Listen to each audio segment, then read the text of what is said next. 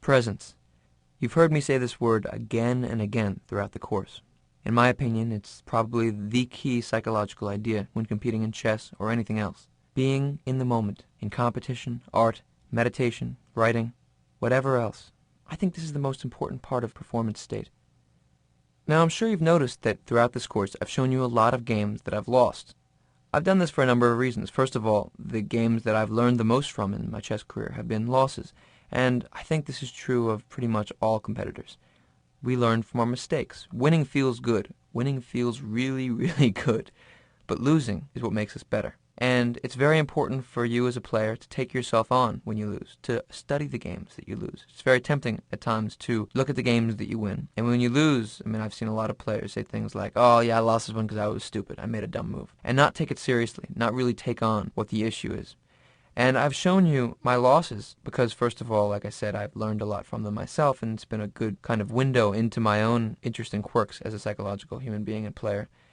But also to open up the forum for you to do the same, for you to take on your losses. Everybody loses. There's no shame in losing a big game. What the shame is to turn away from that loss, not take it seriously, not take it on as food for growth. Another thing which I'm sure you've noticed throughout this course is that there's been a lot of discussion of mistakes, of handling things when the mood changes. The game is going one way and then it changes character, and you have to deal with it. I've discussed this in the idea of transitional moments. I've discussed this in the section on materialism, on the illusion of certainty. In all of these themes, we've seen that the chess game doesn't always go the way we think it's going to go. And when it turns, when it surprises us, when it shifts from left to right, those are the moments where we really have to stick with it. We have to keep our composure and handle the immediate situation. This last game I'm going to show you I played against the Grandmaster Sergei Kudrin, a very strong Russian Grandmaster who's lived in America for a number of years. This was in the U.S. Championship in 1995, the same tournament, in fact, that the first game against Kaidanov was in. The opening is the Scandinavian. What I want you to notice throughout this game is that it's tremendously rich, tremendously complex. We both make mistakes. We both have chances. The key to this game is presence.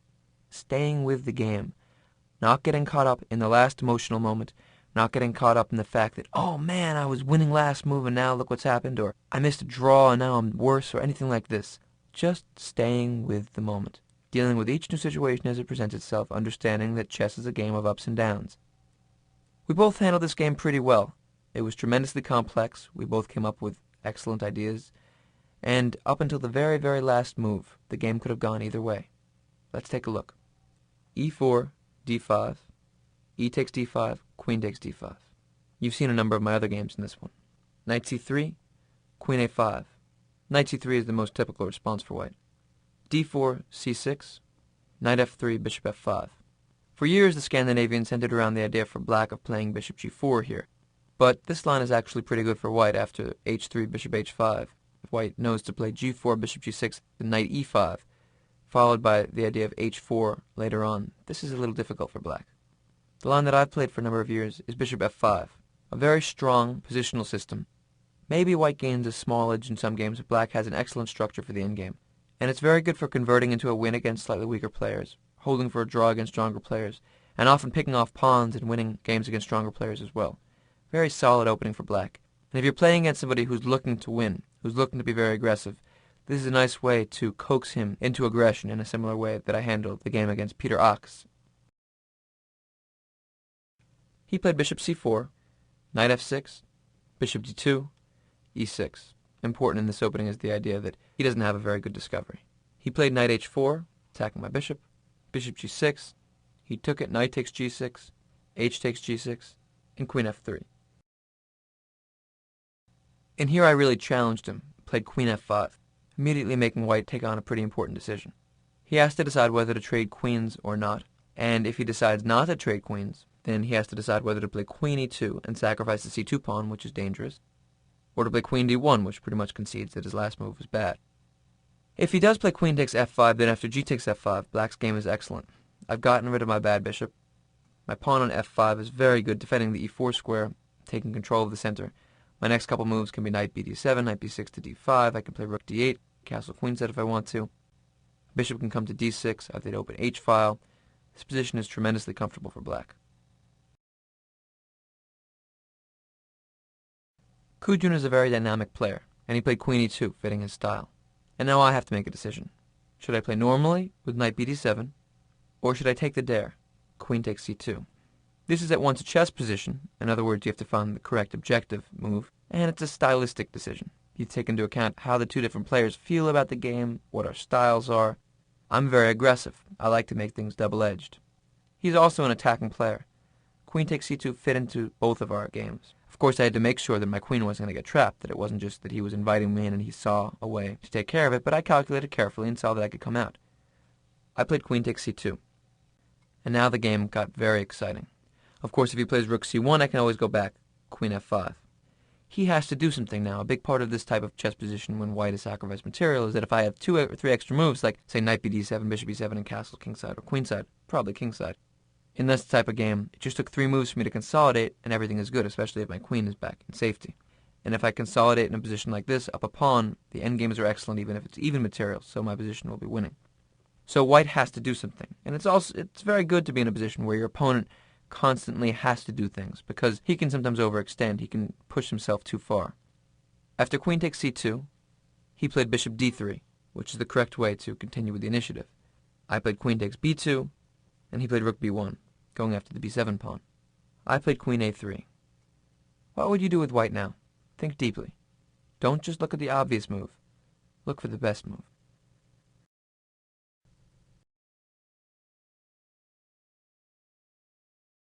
He can't trap my queen. If he tries something like rook b3, I can always go back queen e7, defending the pawn. I want you to notice already how the game has changed character. It began with a slow positional opening. Then I played queen f5, offered an endgame. He went back. Then I could have played positionally with knight bd7. But no, I chose to take the dare, queen takes c2, and suddenly the game became completely double-edged. Now I'm up 2 pawns. He has a choice. He can take on b7 if he wants to, or he can try something else. If rook takes b7, I was going to play bishop b4. You should be familiar with this point, with the defensive idea of giving back a little bit of material when you're up material in order to convert your advantage. If you can stabilize by giving back 1 pawn when you're up 2 pawns, then you're still up a pawn. Bishop b4 is going after his knight. If his knight moves, we can take on d2, trading off, liquidating into a good endgame. I can always castle kingside. And if he tries bishop takes g6, which was his attacking idea, what I had in mind was f takes g6. Of course, you see that if bishop takes c3, after queen takes e6 check, I'm going to get mated because I can't take the queen because my pawn is pinned to my king. But here I have the response f takes g6, and after queen takes e6, I simply play king d8. My king looks loose there, but truth be told, he can't be attacked very easily. I'm threatening rook e8, which would win his queen. And after white castles, I can't play bishop takes c3, bishop takes c3, queen takes c3, because then I get mated with queen e7 check, king c8, queen c7 mate. But I can cover up my game with bishop d6, a very strong move. This strengthens my king, gets out of the way of rook takes b4, which might set up some problems for me. It threatens bishop takes h2 check, which would cause him big troubles because king h1 I have any discovery I want. My next couple moves can be knight bd7, rook e8 if he defends on h2. I'll be up a piece. This is an excellent position for black. But the sacrifice doesn't work after bishop b4. So Kudrin rose to the challenge. He saw that if he took back 1 pawn, after bishop b4, his attacking ideas wouldn't work anymore. I'd be able to castle after he defended his knight, and black would have an excellent game. He kept the initiative with the very powerful move, d5. Take some time and look at black's responses. Do you see why this is so strong?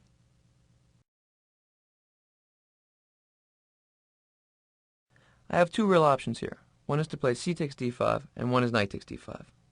If c takes d5, then after rook takes b7, he keeps the options of playing knight b5 next, and bishop b5 check next. It's better for me to play knight takes d5 just because I want to trade down one of his key attacking pieces. So I played knight takes d5, then he played knight takes d5, of course my e-pawn is pinned to my king, and after c takes d5, rook takes b7. And now his idea becomes clear. The next move will be bishop b5 check. I can't block it with my knight, because he'll be able to take it. If I play a move like bishop d6, then he can play the very strong bishop takes g6. Now if I castle, he has the move rook takes f7, and I'm in big trouble. And if I take it, he plays queen takes e6. I can't defend the rook again, and I'm up the creek. If instead of castling I play f takes g6, then after queen takes e6 check, bishop e7, do you see white's best move? Here he has the very strong rook c7, a slow move. I can't castle, my king is stuck on e8. His next will be rook c8 check. I have to defend it with knight a6. Then he has queen c6 check. I have to defend my rook with my other rook by playing king f7. And then after queen takes d5 check, white wins the game easily, because if king f6, bishop g5 is mate, and if I go back, he takes my rook, and I'm finished. So you can feel how in this game every decision is of the utmost importance. If I had played the simple move bishop d6, bishop takes g6 would give him a decisive advantage. I can't do that. I have to find that and play bishop e7, which I did. Do you see what the difference is here? Now, if bishop takes g6, I can castle. Remember before in this position he had rook takes f7. Now that's blocked by my bishop, which is defended by my queen. The bishop will have to move, and then after I play knight c6, I'm up a pawn, fully developed. He can never try to mate me with queen h5 because his bishop will be hanging, or else, at the very worst, I can play f5 and lock it down. Black is much better. After bishop e7, he saw the bishop takes g6 didn't work anymore because I can castle, and he played bishop b5 check, keeping my king in the center. Now I have to play king f8. This is a very dynamic game. I have two pawns. He has compensation against my king. I like black's game here. It's very good, but it's also very difficult to play. Move by move, we have to both stay present and solve the problems that the other guy puts before us. He castled here. Do you see what my idea is? I've been waiting for him to castle, so I could play the move knight c6. The point is that I want to develop. You see, if he takes the knight on c6, then queen d6 will attack the bishop on c6 and the mate on h2. I've developed because of a tactic. If he does something slow, like g3, blocking the diagonal, then I can play a6, attacking his bishop and preparing to develop that way. If he then plays rook c7, preparing rook c8 check, I can simply play king g8. So if he checks me, I can come out to h7. And then after queen g4, preparing rook c8, king h7, queen h3, now I have the very strong move rook h5. Once again I'm attacking his bishop, his king is still in the center, and if he checks me I can come out to h7 and I'm perfectly safe. So he can't play the slow move g3, he has to castle, as he did, and after he castles, I develop with tactics knight c6. So my idea is that if bishop takes c6, I play queen d6. He played rook c1, preparing the rook coming down to c7. This game is very, very delicate. If you were black, what would you do here? Move by move, we have to solve the problems. Stay present, stay relaxed, handle the immediate situation. He's attacking my knight. He's preparing to play rook c1 down to c7. I have to move my knight out of the way and keep a nice solid defensive position. Knight d4 might seem aggressive, but after the queen moves, I'm going to want my knight to be defensive. My correct move is knight d8, attacking his rook on b7, which makes it hard for him to double up on the 7th rank, and when he does, I'll be defending f7. He played rook d7, and now I played an absolutely crucial move. Black to move. What will you do?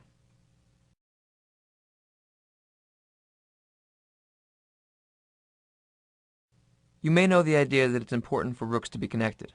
Of course, my rooks cannot be connected in this game because my king and knight are not going to get out of the way so quickly.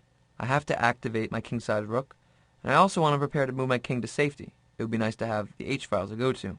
Here I played the excellent rook h4, a very dynamic move.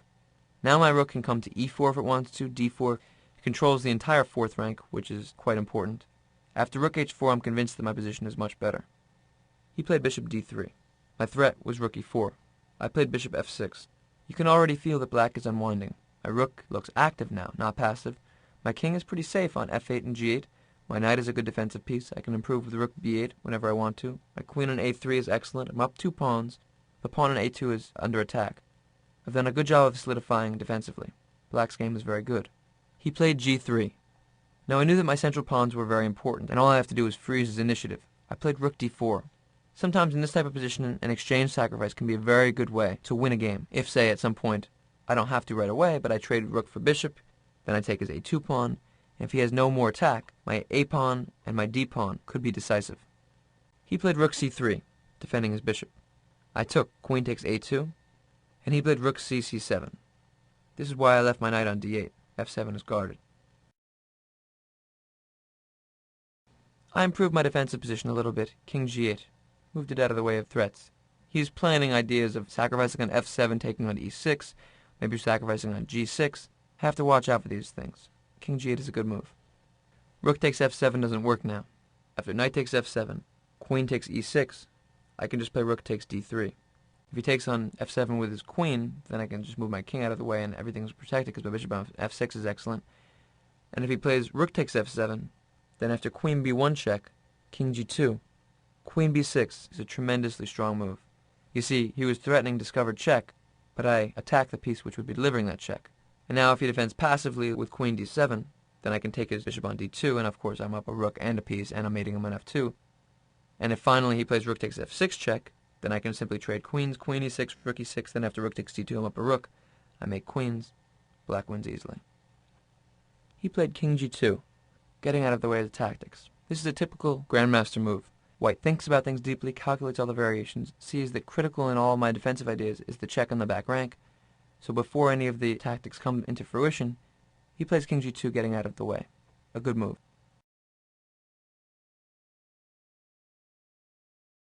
Now I played a5. I've stopped his attack for the most part. Now I want to start pushing my passed pawn. He played queen e3. As you can imagine, up to this point we've both used a lot of time, and we were both in time pressure.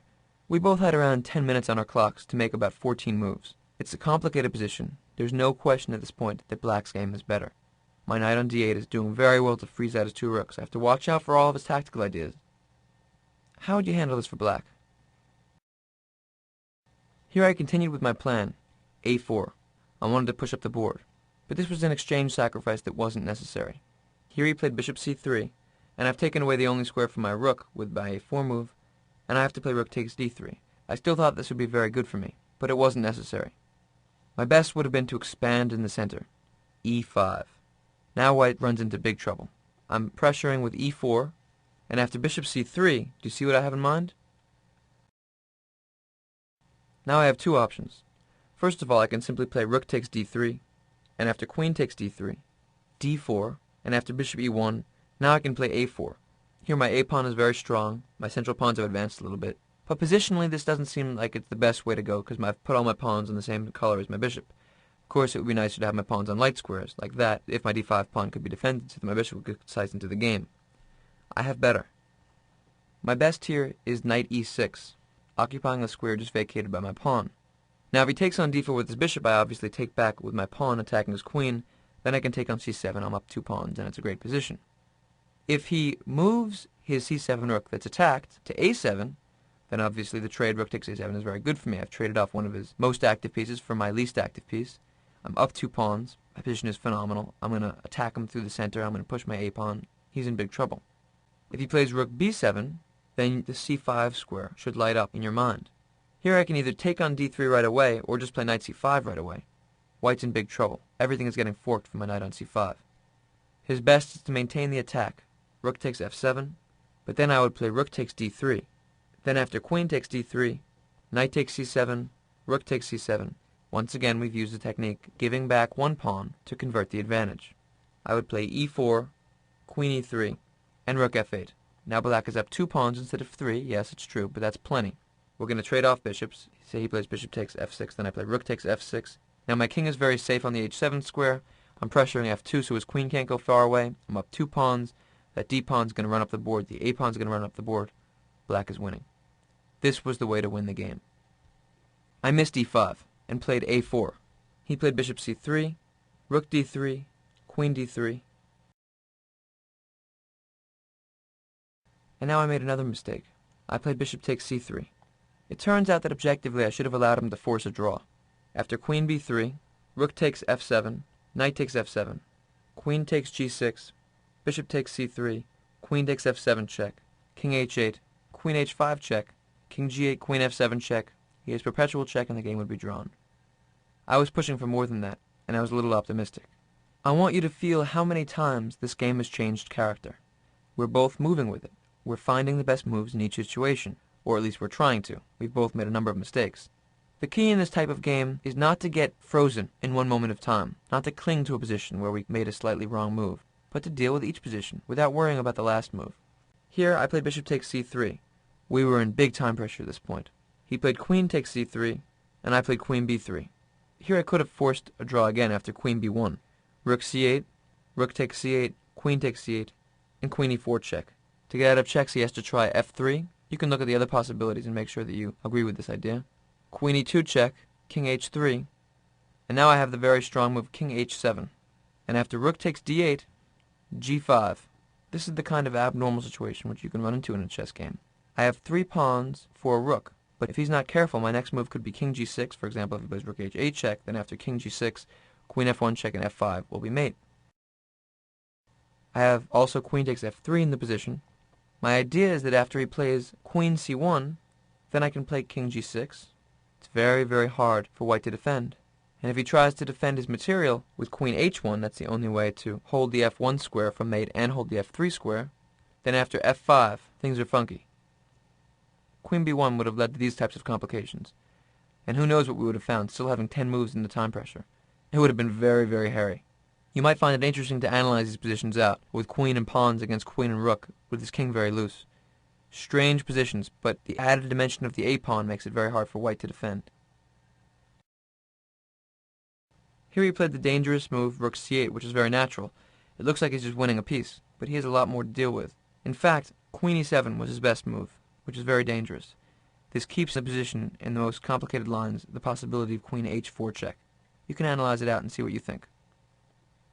We were in big time pressure. Feel the tension of the game. Flow with the moment. Rook c8, I played queen e4 check. f3, queen e2 check. The point is that it's very hard for white to get out of checks. He played king h3. I played rook takes c8, queen takes c8. Black to move. What would you do?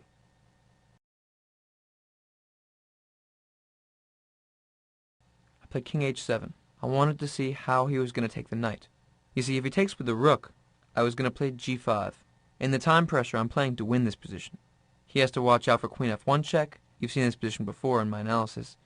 King g6 is coming. f5 is dangerous. The f3 pawn is going. My a pawn is very dangerous. Completely unclear, wild position. In the time pressure, this would be very hard to play with white.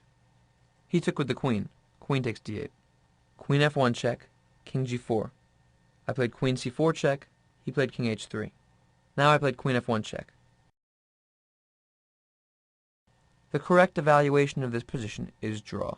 He should have played king to g4, queen c4 check, perpetual check. Notice that if he plays f4, do you see the draw?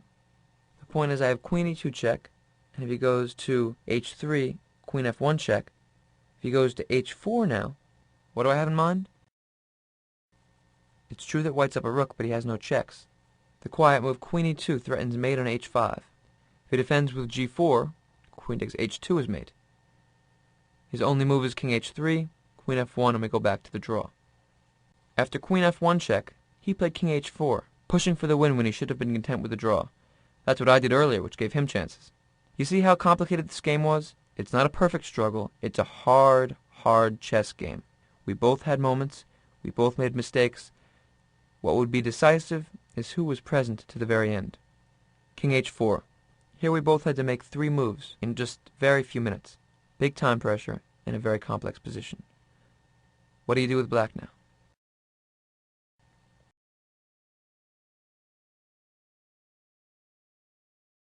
I played queen takes f3.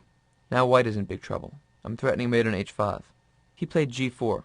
Let's analyze this a little bit. What else could he do? Well, my threat is queen h5 mate. If he plays king h3, black to move and win. Do you see it? Here I have the very strong move f6. A quiet move. Calculate it out. First of all, notice he doesn't have perpetual check. If rook takes g7, king takes, queen e7 check, king h6, queen f8 check, king g5. No more checks. Do you see what my idea was with black? If he just makes a move like queen c8, I have queen f1 check, king h4, g5 check, king g4. If he goes to h5, queen h3 is mate. And now I have the very strong move queen f5 check. His only move is king h5, and then queen h3 is checkmate. f6 is a slow move which prepares mate. And in fact, if king h3, f6 is winning. Take some time yourself, analyze this out. Make sure that you see all the variations. It's very good to know that even in situations like this, when things go completely out of control, you can beat your opponent if you find all the unusual possibilities. If instead of king h3, he tries to defend with queen g5, which makes sense, after all, his king is under big attack, who would be better to defend with than the queen? The point is that I use the principle of 2 weaknesses. His queen is defending, but now I can play a3. That passed a-pawn comes into use. He needs to keep the queen on the king side defending his king, and now on the queen side, the pawn runs up the board. Now if he tries rook a7, I play f6. Do you see the difference? Now after queen g4, the only move not to get mated, I play queen f2 with a fork. I'm attacking his rook on a7, and when he deals with that by playing rook takes pawn, what do you do now? Black to move and win. The simple move, g5 check. If king h3, I have queen f1 mate. If king h5, I have g6 mate. It's beautiful, mating with pawns alone. And of course, if he plays queen takes g5, he's given up his queen and I win the game easily. The principle of two weaknesses. My pawn on a4 is his one weakness, his king is the other, larger weakness. He can't deal with them both, so after queen g5 to defend, after a3, he's in big trouble.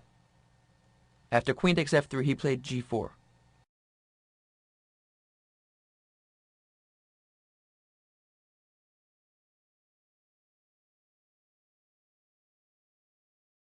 Now we only had seconds on our clock, and we've been moving instantly for quite some time. I played queen f2 check, he played king h3. I played queen f3 check, king h4. What I didn't know is we had made time control, but neither of us had been keeping score because we'd been rushing to make the time control without losing on time. Here, black to move. What do you do? f6 doesn't work, because then rook takes g7 check forces perpetual check. Do you see why?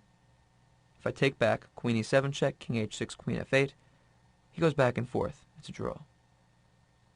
I should win now, once again using the principle of two weaknesses. a3. I push my pawn off the board, forcing him to defend against the queen side as well as the king side. His move g4 stopped queen h5 mate, but after a3, he has to bring another piece over there. This position is very complicated, so we're going to have to analyze for a while. Let's look at white's different tries to defend. So first of all, we have to see that white can't move with his queen. Queen a8, anywhere moving off the h4 d8 diagonal, gets mated immediately after g5 check. Now if king h5, queen h3 check, king takes g5, queen h6 is mate. And if king takes g5, queen f6 check, king h5, queen h6 is mate. So white's position is quite perilous, and the queen on d8 cannot move off that diagonal. He needs it for the defense. If he plays rook a7, which is the most logical move, what do you do with black? There's a trap here.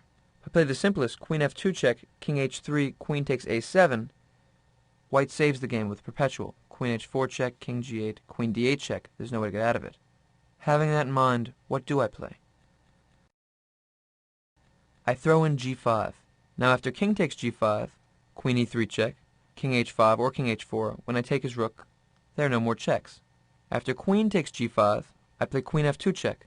And now the difference is that after king h3, queen takes rook on a7, when he tries queen h4 check, I have an option, king g6, and he has no more perpetual. Remember when my pawn was on g6, I had to go back to g8, then queen d8 back and forth. But in this position, I play king g6. His only check is queen h5 check. I play king f6. If he plays g5, now I go back to e7. So if he plays queen h4 check, I play king up to e5, and this won't be a problem. I can run along the light squares and run my king back to the queen. Why do I say along the light squares? Because I don't want to make the mistake of after queen check to play king d4 and allow queen f2 check and I lose my queen. When we're very close to victory is often the moment when we can let it slip away and lose. Be careful. Say white plays rook b7. What do you do with black? I play a2. Now if he tries to counterattack with rook b8, which is of course the idea of rook b7, then I play queen f2 check, king h3, queen e3 check. Now if king h4, I'm sure you see the best move for black, the very strong g5. And now he can't take it. If we trade queens, queen takes g5, takes on g5, king takes a1 and make a queen. And if king h5, mate in 1, g6. So he has to go back to g2. I play queen d2 check, and he goes king f3. And now do you see the win? One more quiet move, g5. Funny that down a rook we can win like this. He can't defend the queening square enough times. g5 is of course defended by my queen. If he plays queen h8 check, after king g6, queen h5 check, king f6, there are no more checks. If he defends the a1 square by playing rook a8, then I can just play a1 queen. And when he takes it, queen c3 check will pick off the rook and I'll be up 3 pawns, winning easily. The quiet move g5 is all it takes to win. The final chance for white to defend here would be to play queen e7. And after a2, notice that now he's defending his a7 square, try to defend with rook a7. What do you do with black here? Queen f2 check, king h3, and now, once again, the quiet move, g5, trapping the white king in there. Of course, my threat is queen f3, mate. If he takes on g5, his rook hangs on a7, and once again I have the g6 square free, so after queen h4 check, king g6, I get out of checks. He can't do that. His only defensive try is queen c7, hanging in there by a thread, the classical case of the overloaded piece. His queen needs to guard g3 to stop queen f3, mate, and his queen needs to guard a7 to not lose the rook. What do you do? Black to move. What's the final blow? e5. Make the queen decide. If he takes my pawn, I take his rook. If he doesn't, queen f3 will be mate. And if he tries rook a3, a last-ditch attempt to guard the f3 square, we can distract the rook, remove the defender by making a queen. He has to take it, and queen f3 is mate. Black wins. He played g4. So I played queen f2 check, king h3. I played queen f3, king h4. I thought I could repeat one more time.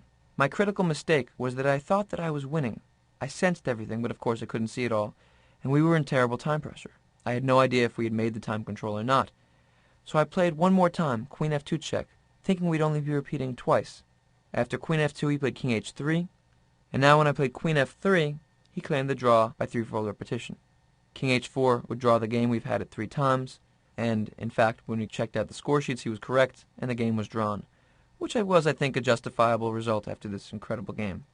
And it happens that the final position was winning for me. If he had simply made his move, of course, king h4, then I would have thought, because I thought that this was the moment that I had made time control. So there are a number of lessons to be learned here. First of all, technically speaking, always keep score if you can. Now, of course, there might be moments where you have just seconds on the clock, like this one, in which for a number of moves you can't. Then it's very good to just simply check off on your score sheet, just to make sure you know exactly where you are. This was a real chess game. Think about how many times the nature of the position changed. It was a solid strategical opening. Then I accepted his challenge and took that c2 pawn. He sacrificed 2 more pawns and went after my king. I defended, used tactics to complete my development. Then, just when things had solidified for me, I missed the central thrust e5, which would have pretty much wrapped things up. I had a couple chances to draw, but in the time pressure pushed for more than was there. And then he took over the initiative, and missed a big chance of his own with queen e7. We were in big time pressure. The game seesawed back and forth. If either one of us had gotten depressed by little inaccuracies, then the other would have jumped on the slightest hesitation. And finally the game ended in that bizarre position in which I'm objectively winning down a rook. And what happens? I lose track of the amount of repetitions while blitzing, and allow him to draw. This is chess. This is life. Real struggle isn't about perfection, but perseverance. Moment to moment, game to game, year to year. The great prize fighters aren't afraid of getting hit, but know that they can take a punch. So enjoy your chess battles, and don't get thrown by the unexpected. Thrive on it. Play with the knowledge that the greatest creations come when the plan falls to pieces. Just stay with the moment, and all will be well.